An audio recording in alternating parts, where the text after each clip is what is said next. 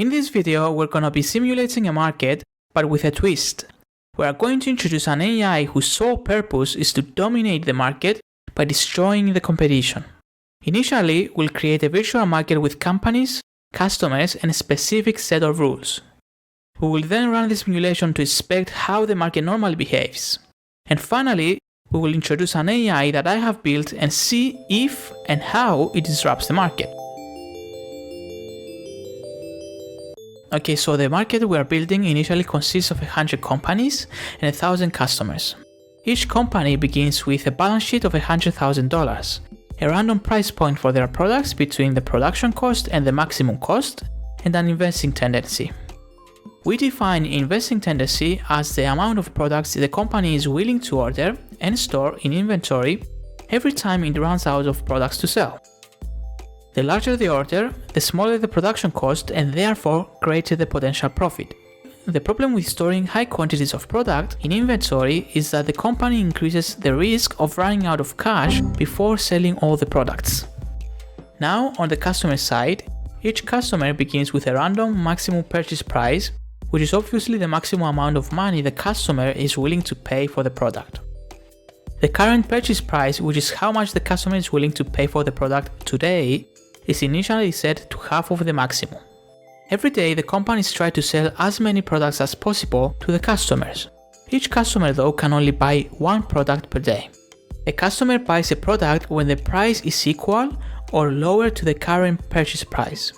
In that case, the current price is adjusted to the product's price and the customer leaves the store satisfied for the new purchase. When a company makes at least one sale in a day, it automatically increases the price of the product as well as the investing tendency. Sadly for them, all companies need to pay tax fee at the end of each day just to remain in the market. The day ends when every single customer has either made a purchase or has visited all available companies without finding a product with a satisfying price. Customers and companies that did not make a trade adjust their prices at the end of each day in the hopes that tomorrow they will achieve their goal. A customer leaves the market if a few days pass without buying a single product. Correspondingly, a company leaves the market if it runs out of money. Finally, every few days, we introduce new customers and companies to make the market more dynamic. Now that we have all the details set, our virtual market is ready to run. So the simulation has begun. While it is running, we'll go for a short walk around the virtual environment. But before we do that, let me just explain really quick that what you are now seeing are graphs monitoring the progress of the market. Every day we keep track of the average product price, the number of customers and companies that compete in the market, and the market share of our AI company, which is currently deactivated. As you can already see, the companies are competing for the 1,000 customers, which leads to the rapid decrease of the average product price in the market. And just now, after 40 days, customers that are not fit for this market are beginning to leave, which makes the competition even harder for the companies. Right, now let's take a tour of this world. As we can see, there is a lot of activity currently going on. Keep in mind that only a maximum of 100 customers can enter the market at a time. This farmer figure indicates that the company is still alive and well. When a company goes bankrupt, this figure is replaced by a zombie. Our market has all kinds of stores. They all sell the same product though, but whatever. Now you might be wondering, what is this huge building at the end?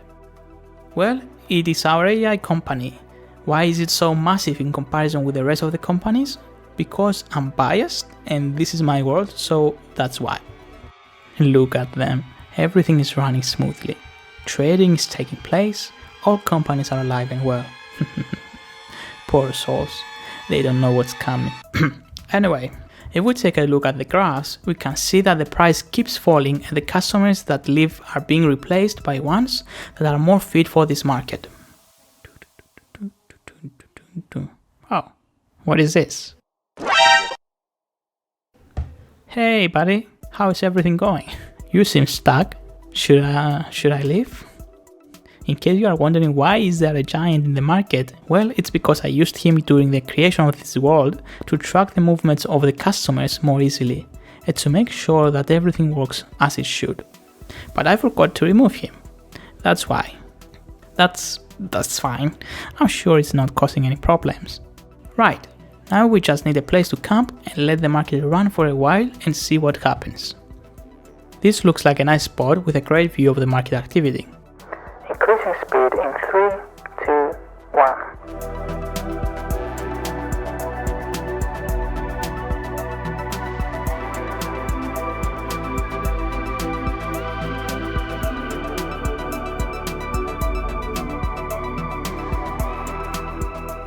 Okay, so take a look at this. As soon as some companies began leaving the market, the average product price immediately began increasing. This is exactly why competition is good for the customers. Before we speed up the simulation again, let's change to a more panoramic view.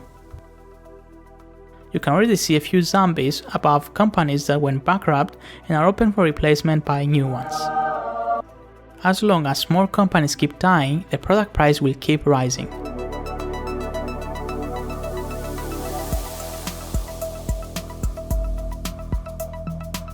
Almost half the companies died. I'm curious to see how the virtual market looks right now. It sure is a lot more quiet.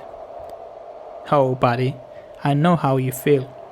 I too had a few startups that failed miserably. Shut up. Okay, so where are we with the market? Just like with the customers before, companies are now being replaced by new ones that are more fit for this market. Right, so now let's fast forward a few thousand days. Now we play the waiting game.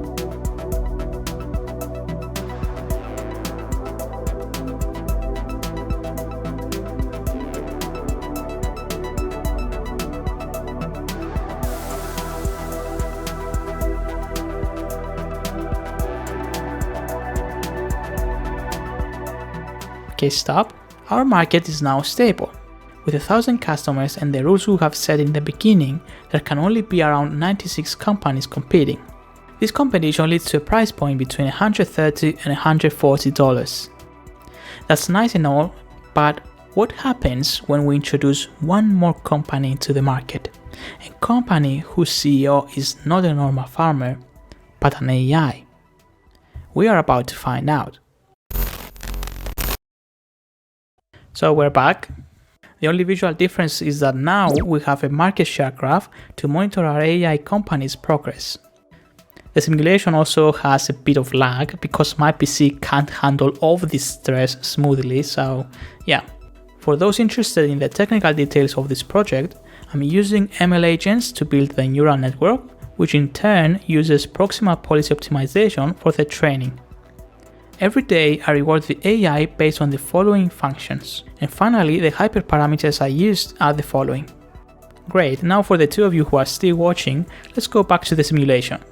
I decided to camp on top of the AI headquarters and look at the peasants below as the market runs.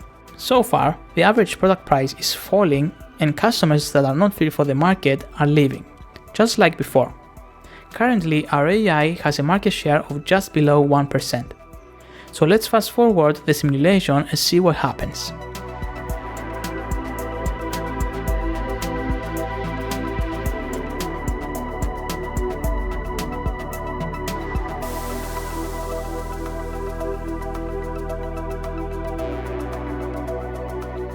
Let's pause for a second. It is already apparent that the AI is disrupting the market. The price keeps falling every day, whereas before it remained around $130. A lot more customers are leaving this time and the market share of the AI has begun increasing.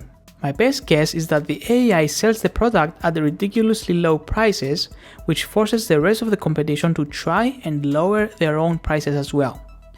As it seems, most companies are not able to adapt as fast as the AI, which leaves many customers unsatisfied with the current prices and therefore choose to leave the market entirely. As expected, companies are now going bankrupt a lot faster than before. Our AI takes advantage of this and manages to keep increasing its market share.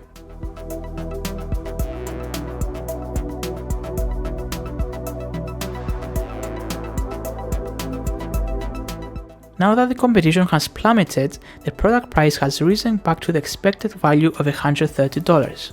Customers have begun coming back into the market, while at the same time, the market share of our AI company has surpassed 16%. This basically means that the AI acquires almost every single new customer that enters the market.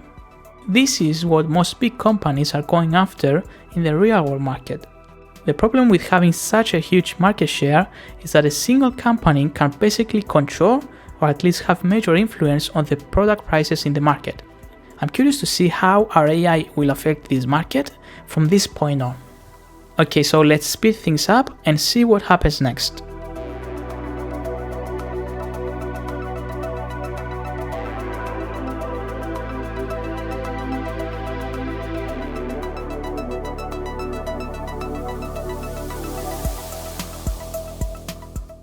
This is fascinating. As you can see, new companies attempted multiple times to break into the market just to face failure and go bankrupt soon after. Our AI has a clear strategy. Lower prices rapidly to ridiculously low levels to destroy the competition, acquire all the newfound demand from the customers, then increase the prices back to make more profit, and when competition appears again, repeat the entire process from the beginning. And that is how our AI now owns a quarter of the market. If any of this sounds familiar, it's because it is. This is partly the reason why it is so damn difficult for new companies to compete in the retail space with the giants of the world like Amazon or AliExpress. It is practically impossible. Many that attempt to do so end up like this guy here. Anyway, before you leave, I have a quick announcement. For my next project, I'll name the AI based on the most liked comment of this video. So if you want the AI to be named after you, just write a damn good comment. If you want more of these projects, hit the like button to let the YouTube algorithm know, because it really helps out. Also subscribe for more content or your boss will replace you with an AI. Thank you for watching, have a great day and okay, bye.